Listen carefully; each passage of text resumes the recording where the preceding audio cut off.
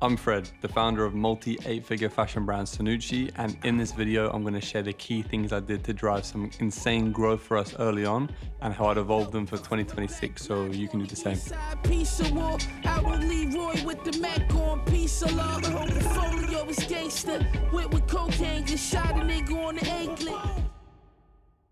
So one of the biggest and most consistent things we did to grow early on was working with talent and influencers.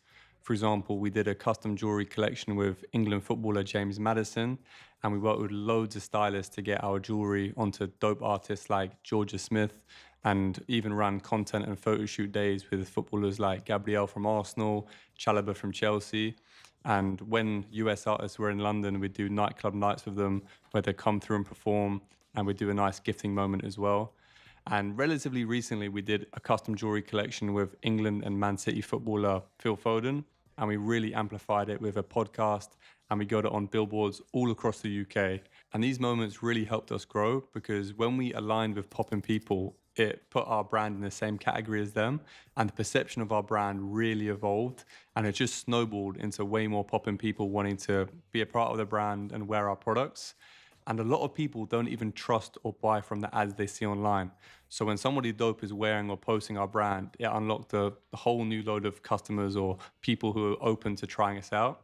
And it even improved the performance of our ads because, for example, if somebody sees an ad from us cold versus they see an ad after Foden wears it and posts it, the ad's going to perform way better because they're so much more warm and receptive, and a whole load of trust has been built. And for my brand specifically, we sell fashion jewelry. So it kind of removes the stigma somebody might have about fake jewelry, because when somebody like Lamine Yamal is wearing it, then, you know, all the haters are irrelevant or any of the comments you might see. So yeah, it also breaks down any barriers somebody might have about the brand or product. Got a nice little Cernucci Swarovski piece here. Zoom in on that bit. So we did a collection with them using their crystals. So these are all Swarovski crystals on our garments, and we got, well, here's a t-shirt. Shine is so insane. But such a pleasure to do a collection with them because they're such a legendary brand. And I started off as a jewelry brand, so it's dope to partner up with the GOATs, you know? And also you got some other menswear here, always trying to develop new stuff to like build on top of winners too. So we got some winning styles like this classic minimal branded scuba fabric hoodie and pants, but now we're doing navy, got this beautiful chocolate color here, testing some new ways of just adding some more details onto the pieces, you know, like these studs across the pockets, just so it adds a bit more to an item, and also a cuff in the bottom of it as well. So gives it a bit of a different fit, more of a jacket feel. So yeah, man, always a great day when we got things to look through. Commitment issues, I can't even decide what's for dinner. Pardon these selfish flows, I need a Yelp for hoes. I need to read reviews, cause some of the evil that I seen you do is unbelievable.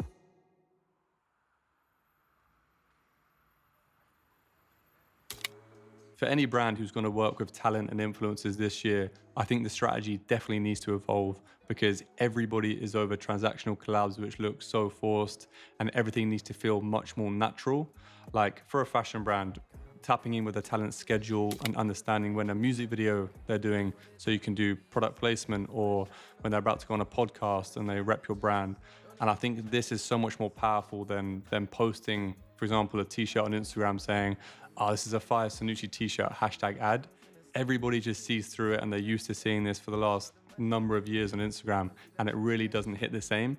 And even when we retest some of these things, none of it ever comes through and we never see any of the benefit. I'd also go a step further than gifting your regular product and even personalize something for somebody, because everybody loves anything personalized, and it's what a lot of brands aren't going to go into the effort of doing.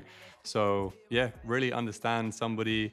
If they've been on a few podcasts, try and pick up some of those small, thoughtful things. And I think personalized gifting, personalized moments is definitely a great way to get their attention and to build a really strong relationship. And I think most importantly, you actually need to build a real relationship with the talent and with their entourage, with their manager, particularly as the founder, because everybody loves to have a strong relationship with the founder of a brand. Lens out my dome. Brother, no, I went 4-0 down because you did that.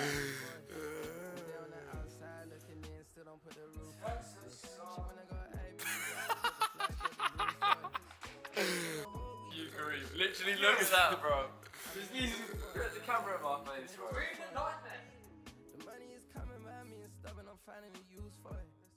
Another thing we did to really ascend our brand early on was working with other global brands on licensing deals. For example, we worked with 17 global football teams and international teams on a custom jewelry collection. We also did the same thing with the UFC and TfL of London. These brands we worked with mostly took 15% of net sales, plus they wanted a minimum guarantee. So for example, if you forecast £100,000 in net sales for 1 year, they'll want £15,000 up front.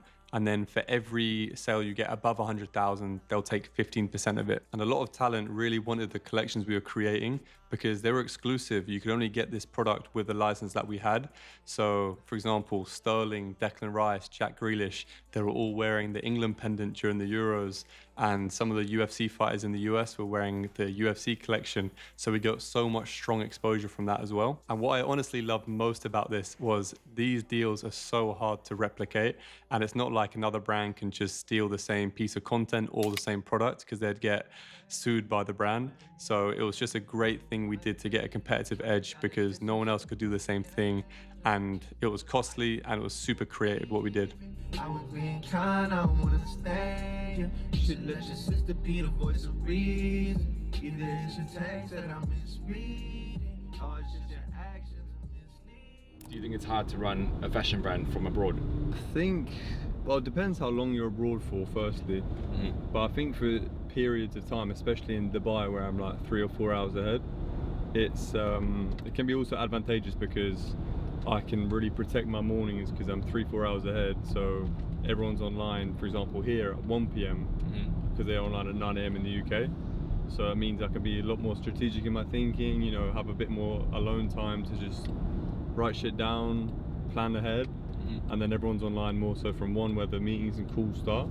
And that's good for periods of time, you know, but it is really important to be in the office in the UK with the team, scheming ideas, feeling the energy and whatnot. And even for our customers, because for example, here in Dubai right now where I spend a lot of time, and none of my customers actually live here really.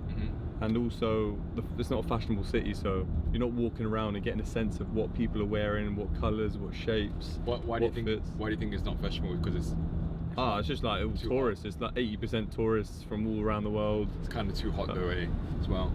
Yeah, but yeah, for some part of the year, yeah. But mostly because it's like a lot older people and from all around the world, all different cultures, and it's not built on fashion. It's built on like business, and you know, it's not built on music or anything. You know. I find the interesting thing about the routine that you have here is usually people come here and like become a degenerate, or they're like driving fast cars or like doing all this lavish.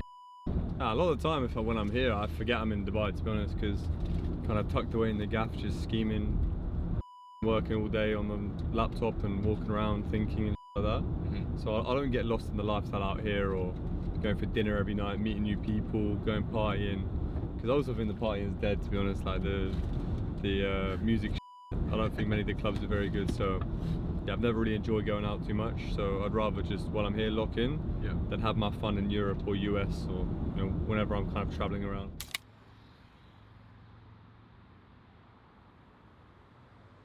For this year, I do licensing deals slightly differently. And I think it's so important to do some proper due diligence into the right brands to work with for your brand. Because to be honest, I did get a bit excited and just wanted to work with everyone. But actually, quite a few of them did flop and I did waste some money. For example, before signing some of the football clubs, I should have done some deeper research into which fan bases are actually into fashion versus others. Because trust me, some football fan bases have no drip. So that was a lesson learned. It's so important to really understand what is creatively possible because a lot of brands have some very strict guidelines on what you can and can't do in content, which could cook your whole vision. Because, for example, the TfL license we had so much potential. I thought the product was amazing, but they're actually very hard to work with on content, and it'd be kind of limited by what we could and couldn't do, which is why that was actually quite a slow collection that we released in the end. But it's so important that you work with a brand that is aligned with yours, and there is some synergy between both of your customers, because it's still such an amazing way to establish your brand and reach a whole wider audience. I still think organic social media is criminally underpriced for every brand. And when we started posting way more and testing loads of different concepts, is when not only our followers grew so much, but the sales and website sessions grew as well, because we started traveling across the UK and even abroad to elevate our content and how everything looked. But most importantly, we identified exactly how we wanted the brand to be positioned on social, and we went all in. And for us, that was going to be entertaining style and have a really strong personality in all of the content. This was honestly a very pivotal moment in our brand's journey because it was the cheapest way we could get brand awareness and new eyeballs, because we started getting millions of impressions every month after just doing 2 photo shoots every month. And we built such a strong, loyal online community. And not only did it really help our organic social performance, it really helped our paid social performance too. Because when they've seen 4 or 5 posts from us already, which is super entertaining and educational, they're going to be way more receptive when they see an actual ad from us as well. So we noticed a clear correlation in the performance of paid social to when we started posting way more and taking organic seriously. And a brand's identity is the most distinct on organic social. So the moment we defined exactly who we were and how we wanted to create content is exactly when we started being really differentiated in the market, and we kind of defined our own lane, which I think is so important, particularly in a market like fashion, which is so crowded. And the consistency of posting compounded really quickly because over time we're building a strong audience who resonate with our message and our content. And we saw that in our brand retention and how many people were coming back to buy from the brand and enjoy the brand and enjoy our offline moments as well. So I think social media was not only an amazing brand awareness driver, it was the best brand community driver as well, particularly early on. If you're taking organic social seriously, you have to be so tapped in because the algorithms, the platforms, they change every 2 to 3 months, even more frequently now with how AI is evolving. So before anything, I define exactly how you want to be perceived and position yourself on social media. Is it entertaining? Is it more cinematic? Is it educational, for example? And then you need to create a platform first strategy. So for TikTok, it could be a lot of BTS and founder content, whereas Instagram can be a bit more polished and feature more creative product content instead. I'm gonna sit there, perky, baby. What we finna do?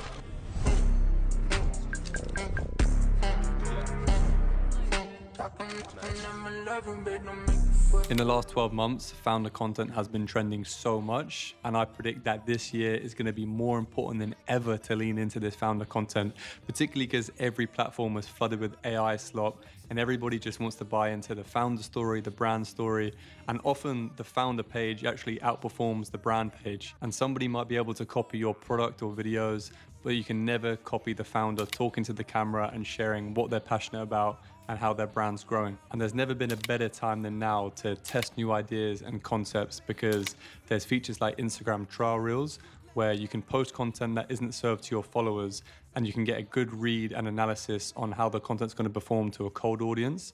And it can give you an indication if you want to go all in on it or not, or test a few more and iterate. So it's just a really light way to test ideas. So this year, I still think social media is criminally underpriced and you can get some very cheap brand awareness and build an online community, but you just need to be elite at it because there's more players than ever, more people are learning than ever. And I really think whoever can test the most and learn the quickest will ultimately win. Guys. Shimmy, 5'9" brown eyes.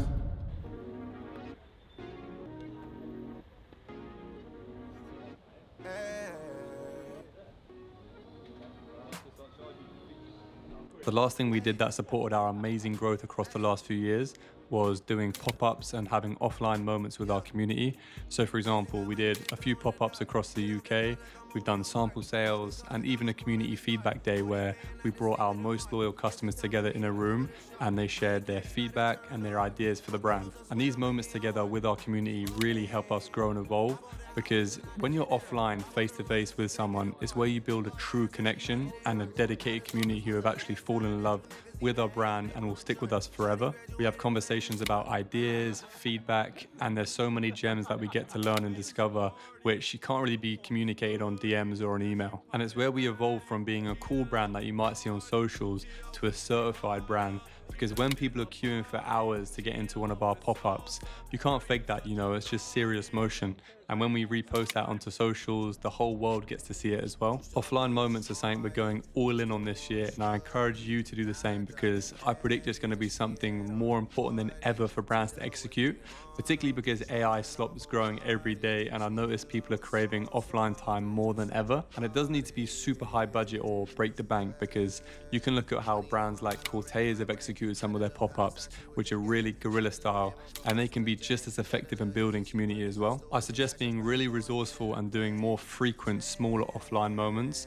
Like, I love how simple, cheap, and effective run clubs are for sports brands or cafes, because you can just give everybody a few days notice, you can prepare some product to give away, and just have a really memorable moment anywhere, anytime. So I encourage you to identify a similar format to run clubs that you can do for your own brand, even if it's in a completely different niche. Just keep in mind, simple, cheap, and effective. And I think you need to give somebody an experience. Just like how a lot of fashion brands like Emilion Dor and Kith, they have cafes in their store.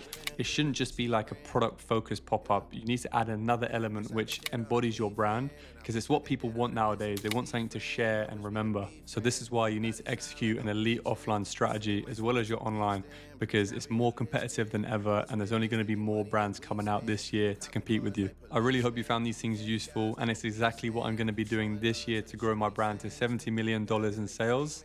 And if you want to ask me any questions, drop a comment or DM me on Instagram, and subscribe if you want to see more videos like this.